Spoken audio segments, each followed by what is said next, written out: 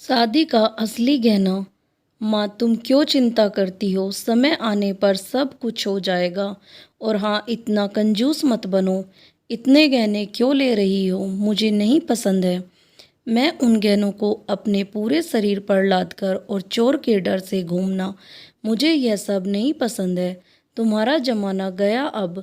अपनी आंखें खोलो और अपने सामने दुनिया को देखो। यह कितनी खूबसूरत है। माँ मस्त रहो और अपना जीवन एंजॉय करो। मैं पूरी दुनिया तुम्हें और पापा को घुमाऊंगी।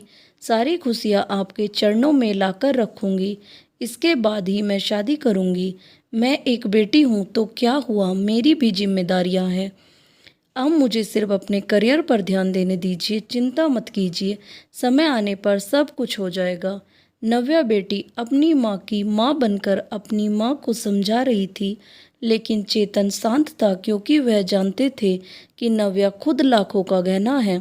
नव्या विवाह योग्य हो चुकी थी। नव्या की माँ कादम्बरी उसकी शादी के पीछे पड़ी थी। आखिर वह माँ थी ना।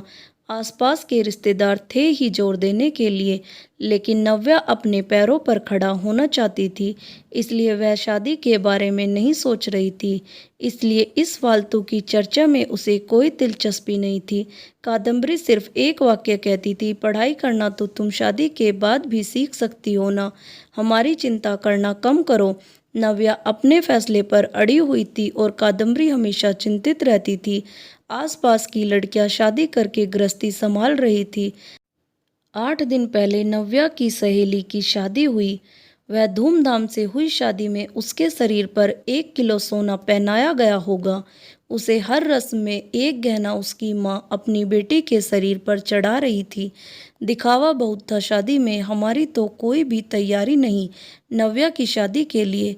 चेतन तो किसी बात की चिंता नहीं करते। उसे याद आया, नव्या जब इस दुनिया में आई तब कादम्बरी के ससुर चेतन को बोले, चेतन लड़की हुई अरे बाबा, अब दहेज की तैयारी में लग जाओ। कादम्बरी को बहुत बुरा लगा सुनकर। पिता बनने की बधाई देना तो दूर, दहेज की बात करने लग गए। लेकिन चेतन इतने खुश थे कि मेरी संतान के रूप में पहली ही बेटी हुई। वह उसका लाड प्यार करने में मगन रहता था। वह उत्सुकता से नई नई चीजें नव्या के लिए ले आता। मूल रूप से नव्या बहुत बुद्धिमान और तेज तर्रार थी। वह उत्सुकता से नई नई चीजें सीखने के लिए इच्छुक थी। नव्या धीरे धीरे अच्छे संस्कारों में बढ़ती जा रही थी। शिक्षा के क्षेत्र में वह हमेशा अव्वल रही। नव्या ने मेरिट को कभी नहीं छोड़ा। शोकेस विभिन्न योग्यता प्रमाण पत्र और ट्रॉफियों से भरा हुआ था। चेतन बोलता था बस नव्या का सपना साकार करना है, इसलिए फिर उसकी शादी के लिए बचत वगैरह वह करता नहीं था। चेतन कादम्बरी को कहता था कि उसकी शानदार सफलता ही उसका सबसे कीमती गहना है। सब कुछ अच्छा होगा, चिंता मत करो। पर कादम्बरी एक ही रट लगाती, थोड़े पैसे बचाने चाहिए। लड़की की शादी करनी है तो फिर 4 गहने तो देने पड़ेंगे। नव्या को गले में से डिप्लोमा सर्टिफिकेट और ट्रॉफी ही लेकर खड़ी रहेगी मंडप। ये कादम्बरी, शांत शांत, अपना ब्लड प्रेशर मत बढ़ाओ।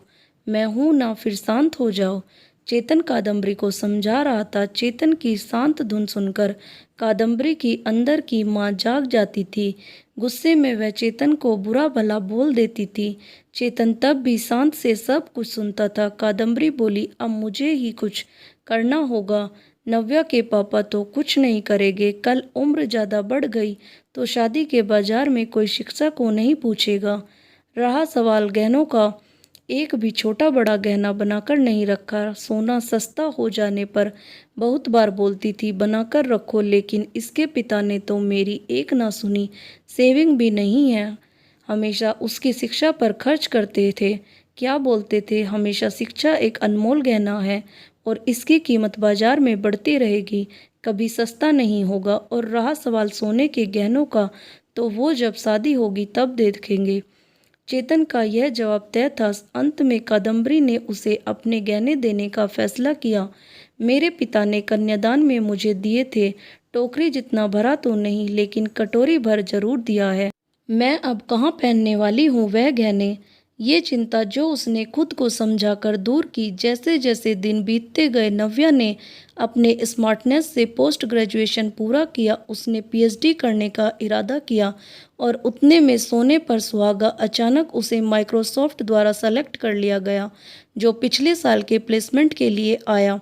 एक बड़ा पैकेज उसके हाथ में रखा गया और गुड पोस्ट द्वारा और कोई कई सुविधाएं पोस्टिंग के साथ अमेरिका में पेश किया गया। चारों उंगलियां घी में साथ में पीएचडी कर सकती थी क्योंकि कंपनी ने उसे बोनस दिया था। नव्या अपॉइंटमेंट लेटर लेकर भागकर घर पर आई। जब तक दरवाज़ा नहीं खुला तब तक नव्या ने डोरबेल से अपना हाथ नहीं हटाया। दरवाज़ा खुलते ही उसने अपनी माँ को गले से लगा लिया। माँ, अब लग जाओ शादी की तैयारी में। पापा, आप बस मदद करना। यूएस जाना होगा ना मुझे। और अपॉइंटमेंट लेटर नव्या ने पापा के हाथ में रख दिया। चेतन ने वह लेटर जोर से पढ़ा। बाप रे नव्या, सच में यह अनमोल गहना अब शादी के बाजार में चमक उठेगा। ऐसा बोलकर कादम्बरी भगवान के सामने शक्कर रखी। कोटि कोटि धन्यवाद आपको भगवान जी। ऐसा बोलकर भगवान को हाथ जोड़कर नमस्कार किया। अब यह बड़ा गहना और अन्य छोटे बड़े सर्टिफिकेट के आभूषण नव्या के व्यक्तित्व पर अवश्य ही अच्छे लगेंगे। कादम्बरी, फिर बताओ सोना लेने कब जाना है? चेतन ने उसे टोंट मारा। इसमें कोई संदेह नहीं है कि उसकी शादी में उसके गुणों के आधार पर अर्जित अमूल्य गहना निश्चित रूप से उसके सौंदर्य बढ़ाएगा चेतन जी। और वह मेधावी पदक और बड़ी बड़ी ट्रॉफी या अन्य पद्म भूषण दुल्हन की शोभा और बढ़ाएंगे। यह हीरा हमारे मानस के जीवन में बिल्कुल फिट बैठता है। चलेगा ना आपको? दरवाजे पर शर्मा फैमिली खड़ी थी। अच्छा रिश्ता नव्या के लिए चलकर आया था।